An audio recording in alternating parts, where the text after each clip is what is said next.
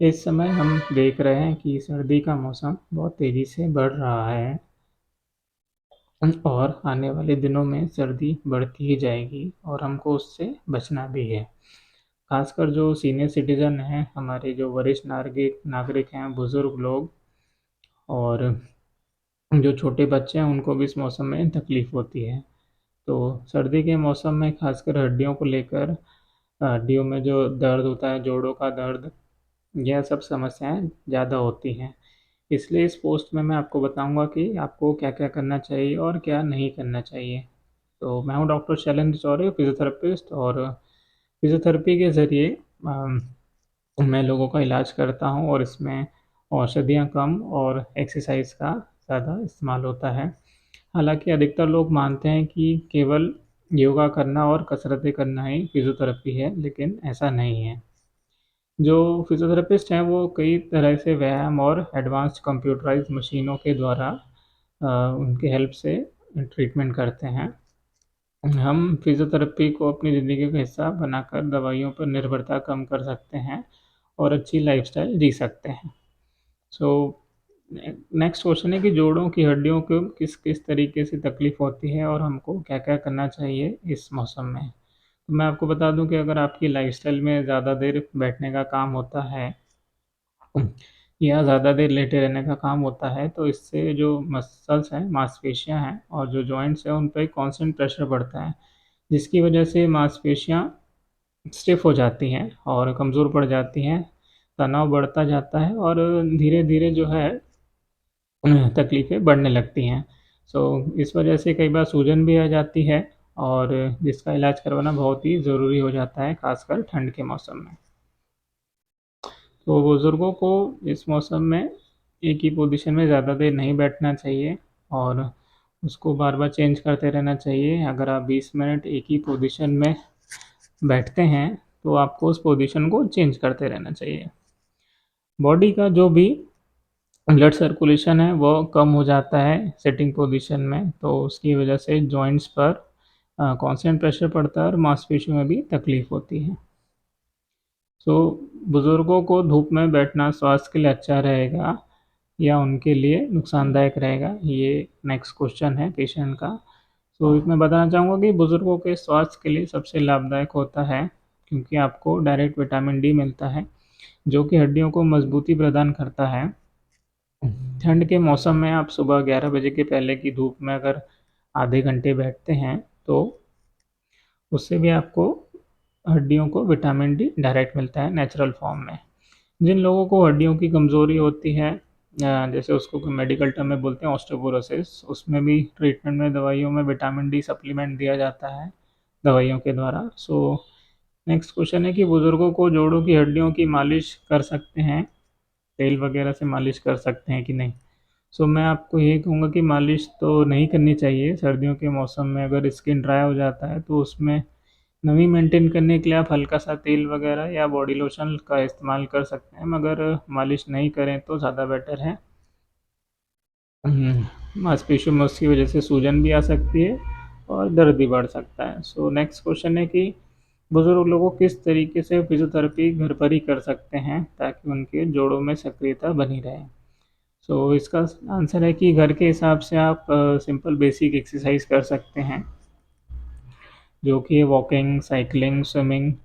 इन exercises से भी आप शरीर को फ़िटनेस मेंटेन कर सकते हैं। अगर आप सुबह-शाम अगर आधा घंटा भी वॉक करते हैं, तो वॉकिंग की वजह से भी आपकी मसल्स का जो स्ट्रेंथ है, वह बढ़ता है और मसल का जो टोन है, वो प्रॉपर मेंटेन रहता है। घर में आप स्टैटिक साइक्लिंग कर सकते हैं, और आपके घर में अगर सीढ़ियाँ हैं, तो आप सीढ़ियाँ चढ़ना-उतरना भी थोड़ा बहुत करेंगे, तो उससे भी आपको हेल्प मिलेगा। इससे बॉडी का मेटाबॉलिज़्म भी बढ़ेगा, जिस वजह से आपको ठंड में तकलीफ़ कम होगी। घर के अंदर ही आप हल्का थोड़ा बहुत व्यायाम भी कर सकते हैं। नेक्स्ट क्वेश्चन है कि 60 वर्ष से अधिक के व्यक्ति को, पुरुष हो या महिला को, कितनी देर तक साइक्लिंग करना चाहिए? तो इसके जवाब में मैं आपको बताऊँगा कि साइक्लिंग देखा जाए तो 24 घंटे में बीच-बीच में रुक के आधे घंटे से 45 मिनट तक साइक्लिंग करनी चाहिए, उससे नुकसान नहीं होता है। और जब साइकिल चलाते हैं, एक्सरसाइज करते हैं तो बॉडी का जो टेम्परेचर है वो बढ़ता है, जिस वजह से आपको शरीर में ठंड नहीं लगती है और वह भी आप धीरे धीरे कम होती जाती है। तो इस नेक्स्ट क्वेश्चन है कि इसके अलावा किस तरीके से एक्सरसाइज घर पर की जा सकती है। सो मैम, फर्स्ट हो गई जैसे उठक बैठक हो गई, आपकी सिंपल वॉकिंग हो गई, थोड़ी बहुत हल्की फुल्की स्ट्रेचिंग हो गई, और साथ में बिस्तर पर लेट के भी हाथ पैरों को थोड़ा बहुत अगर स्ट्रेच करेंगे, कसरत करेंगे, तो वो भी एक फॉर्म की एक्सरसाइज ही होगी। इसके लिए आपको एक प्रॉपर गाइडेंस की ज़रूरत होगी जो आप अपने फिजियोथेरेपिस्ट से सीख लें, और आपको कौन कौन सी इसमें एक्सरसाइज करनी है, कौन सी नहीं करनी है, तो वो आप फिजियोथेरेपिस्ट के सुपरविजन में अगर करेंगे तो ज़्यादा बेटर रहेगा, उससे आपको ज़्यादा बेनिफिट मिलेगा। नेक्स्ट क्वेश्चन है कि कौन कौन सा तेल कारगर साबित होता है। तिल्ली का तेल, मूंगफली का तेल, सरसों का तेल, इसमें से कौन से तेल की आप मालिश कर सकते हैं। सो सरसों का तेल सबसे ज़्यादा अच्छा होता है, बाकी आप नारियल तेल और सरसों का तेल उसका भी इस्तेमाल कर सकते हो, उसका कोई साइड इफ़ेक्ट नहीं होता है। बाकी खान पान में अगर आप ज़्यादा तला गला खाएंगे तो उसमें तकलीफ़ होगी, और मौसम, इस मौसम में जोड़ों की और हड्डियों की जो दर्द है उसमें तकलीफ़ हो तो उसको कैसे कम करें। नेक्स्ट क्वेश्चन है, तो इसका जवाब है कि बाज़ार का तला गला नहीं खाना चाहिए, आपको हरी सब्जियां खानी चाहिए, प्लस सभी प्रकार की दालें जो बॉडी को सूट हों वो खानी चाहिए। स्प्राउट्स हैं, ग्रीन सलाद है, यह ज़्यादा खाना चाहिए। और बुज़ुर्गों में देखा जाता है कि खटाई की वजह से कई बार जोड़ों में, मांसपेशियों में तकलीफ़ बढ़ जाती है, तो खटाई में आपका हो गया नींबू, अचार, इमली, ये सब चीज़ों का आप उपयोग ना करें या कम से कम करें, तो इन चीज़ों से तकलीफ़ कम होगी। नेक्स्ट क्वेश्चन है कि फिजियोथेरेपी क्या होता है और फिजियोथेरेपिस्ट किस किस तरह से एक्सरसाइज करवाते हैं। मैं बता दूं आपको कि फिजियोथेरेपी में सिर्फ एक्सरसाइज नहीं होती है, कंडीशन के अकॉर्डिंग उसमें ओवरऑल ट्रीटमेंट होता है। दो दो पार्टीशन में दिया जाता है, एक होता है इलेक्ट्रोथेरेपी, सेकंड होता है एक्सरसाइज थेरेपी।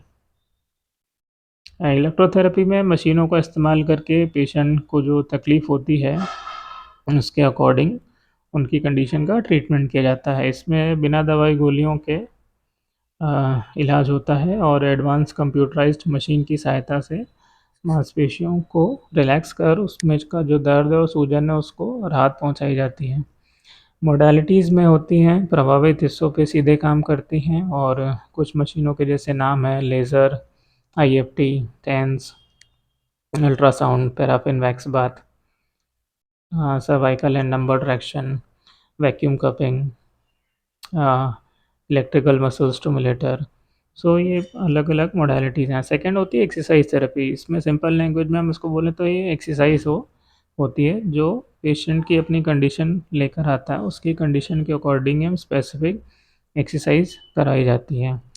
वहीं पर मैनुअली फिजियोथेरेपी द्वारा भी एक्सरसाइज करवाई जाती है, और क्लिनिक पर फिर उसके बाद घर के हिसाब से होम एक्सरसाइज सिखाई जाती है। एक्सरसाइज थेरेपी में जैसे होता है manual mobilisation, stretching, manipulation, manual traction, strengthening exercise. Next question है कि क्या संदेश मिलेगा बुज़ुर्ग लोगों को फिजियोथेरेपिस्ट से। मैं ये कहूँगा कि बुज़ुर्गों को यह संदेश मिलेगा कि जो उनका दिनचर्या है उसको मेंटेन कर थोड़ा सा अपना रेगुलर एक्सरसाइज करते रहें, ताकि जो बॉडी का जो मेटाबॉलिज्म है, वो फिटनेस है, वो बना रहे। और ठंड के मौसम में अगर धूप में बैठें या थोड़ी बहुत वॉकिंग करें, खाना खाने के बाद एकदम से आराम ना करें, थोड़ा सा टहल लें, उससे भी खाना आपका अच्छे से डाइजेस्ट होता है, और शरीर का जो फिटनेस है लेवल है वो मेंटेन रहता है। ठंड के मौसम में थोड़ा ज़्यादा ध्यान रखना पड़ता है, क्योंकि इस मौसम में जोड़ों का दर्द या back pain, shoulder pain, knee pain, ये ज़्यादा बढ़ जाता है। तो आपको बताना चाहूँगा कि बुज़ुर्गों में होने वाली तकलीफ़ कौन कौन सी होती है। जैसे एक होती है डिमेंशिया, जिसमें डिजेनरेटिव डिसऑर्डर होता है जो उम्र बढ़ने के साथ साथ होता है। इसमें मेमोरी लॉस होता है, और धीरे धीरे जो ब्रेन की एक्टिविटी है वो कम होती जाती है। नेक्स्ट है पार्किंसन। ये एक न्यूरोलॉजिकल डिसऑर्डर है जिसमें ब्रेन का नर्वस सिस्टम है, वो बॉडी को जो बैलेंस करता है, कोऑर्डिनेशन करता है, वो धीरे धीरे कम होता जाता है। थर्ड है पैरालिसिस या लकवा, जिसको हम बोलते हैं। फोर्थ है कार्डियक अरेस्ट। फिफ्थ है आर्थराइटिस। यह बीमारियां बुज़ुर्गों में ठंड के मौसम में बढ़ जाती है और सर्दियों के मौसम में ज़्यादा हमको बचना चाहिए। तो आपको ये वीडियो मेरा अगर अच्छा लगा हो तो मैं डॉक्टर शैलेंद्र चौरे फिजियोथेरेपिस्ट को भी आप यूट्यूब मेरे चैनल पे आप सब्सक्राइब कर सकते हैं। मिलते हैं नेक्स्ट वीडियो में। Thank you.